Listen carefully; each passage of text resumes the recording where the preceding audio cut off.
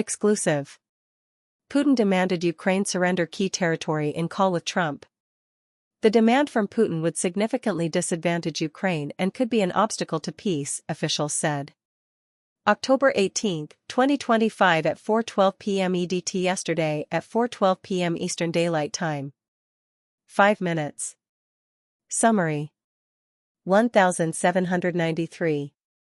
President Donald Trump and Russian President Vladimir Putin at the G20 summit in Osaka, Japan, in 2019. The leaders plan to meet in the coming weeks to discuss the war in Ukraine. Susan Walsh/AP. By Michael Birnbaum.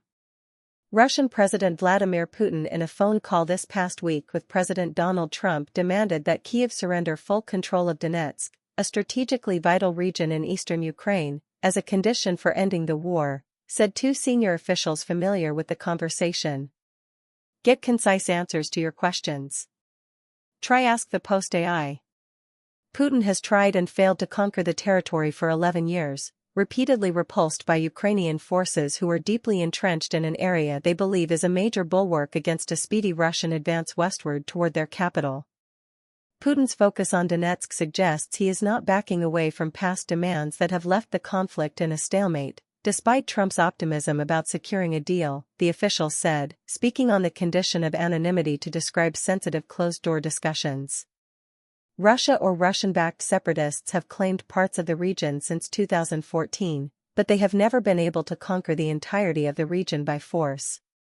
Trump has not publicly commented on Putin's demand for all of Donetsk, which has not previously been reported. AI icon.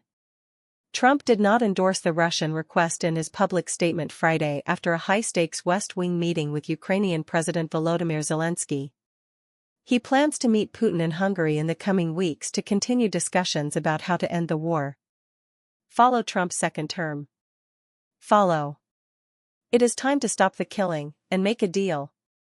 Enough blood has been shed, with property lines being defined by war and guts. They should stop where they are. Let both claim victory, let history decide. Trump wrote on social media Friday after the meeting with Zelensky. In the call between Trump and Putin, the Russian leader suggested he would be willing to surrender parts of two other regions of Ukraine he has partly conquered, Zaporizhzhia and Kherson, in exchange for full control of Donetsk, the official said. AI icon. That is slightly less of a sweeping territorial claim than he made in August at a summit between Trump and Putin in Anchorage. Some White House officials portrayed that as progress, according to one of the two senior officials, who was briefed on the Putin call. Ukrainians are unlikely to view it that way, said the other official, a senior European diplomat. It's like selling them their own leg in exchange for nothing, the diplomat said.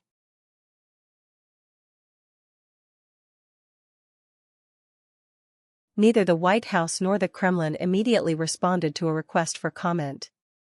Ukrainian President Volodymyr Zelensky during a bilateral lunch with President Donald Trump at the White House on Friday.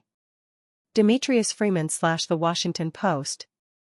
The front lines between Russian and Ukrainian forces have largely stagnated over the past year of the conflict, with neither side gaining significant advantage. Russia controls about 20% of Ukrainian territory. Russia launched a full-scale invasion of Ukraine in February 2022. Trump has renewed his focus on ending the war after securing a ceasefire and hostage and prisoner exchange deal in Gaza. The president has swung between the Russian and Ukrainian perspectives of the conflict for months. Ukrainians had hoped to walk out of the Friday meeting with long-range Tomahawk missiles but exited empty-handed. 056. President Donald Trump said he hopes to end Russia's war with Ukraine before needing to send Tomahawk missiles in a meeting at the White House on October 17. Video, The Washington Post. The official said that Trump envoy Steve Witkoff pressed the Ukrainian delegation about handing over Donetsk during the meeting Friday, noting that the region is mostly Russian-speaking, a frequent Kremlin talking point that Ukrainian and European officials view as sympathetic to Russia's demands. Many Ukrainians, including Zelensky himself, grew up speaking Russian as their first language, and within Ukrainian society speaking Russian has not historically been a sign of sympathy toward Moscow. Ukrainians have moved toward using the Ukrainian language in the years since Russia's 2014 annexation of Ukraine's Crimean Peninsula. Witkoff was the main White House interlocutor with the Kremlin ahead of the Anchorage meeting, which European officials said led to what they believed was a misunderstanding of Russia's demands and a failure to make significant progress following the encounter. Secretary of State Marco Rubio is the top administration official charged with preparing the upcoming Budapest summit with Putin, which was welcomed by Kyiv. Ukraine has endorsed Trump's call for a ceasefire at the current front lines of the conflict ahead of negotiations for a more sustainable end to the fighting. Officials privately say they accept that Russia is likely to retain de facto control of the territory it has captured and that they are seeking robust security assurances from Washington and Europeans to deter Russia from restarting the war. Ukraine is facing another tough winter with Russia targeting its energy infrastructure, a tactic Kyiv has also adopted against its enemy the icon. Trump had toyed with sending the powerful Tomahawk weapons to Ukraine ahead of the meeting, but he appeared to back down following the phone call Thursday with Putin. Speaking alongside Zelensky, a recently revealed account of a private conversation between Russian President Vladimir Putin and former U.S. President Donald Trump has reignited debate around the future of the war in Ukraine. According to officials familiar with the call, Putin allegedly told Trump that any negotiated end to the conflict would require Ukraine to surrender several key territories currently occupied or claimed by Russia. These demands reportedly included recognition of Russian control over Crimea, the Donbass region, and potentially additional buffer zones Moscow considers vital to its security interests.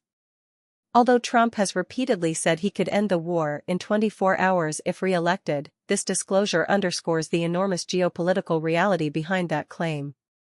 Putin's conditions are not merely about halting hostilities, they would redraw international borders by force and require Ukraine to give up land it considers sovereign territory. For Kyiv, such a concession is politically impossible. Ukrainian President Volodymyr Zelensky has consistently stated that no peace agreement can include territorial loss, arguing that doing so would legitimize military aggression and invite future invasions. The call has also sparked concern among NATO allies, who worry that any U.S. pressure on Ukraine to surrender territory could weaken Western unity. European nations have tied their security commitments to the principle that borders cannot be changed through conquest.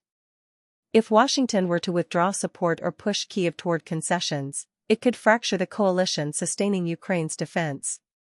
Some analysts warn that a forced settlement would not bring long-term peace but rather serve as a pause before Russia rebuilds and advances again.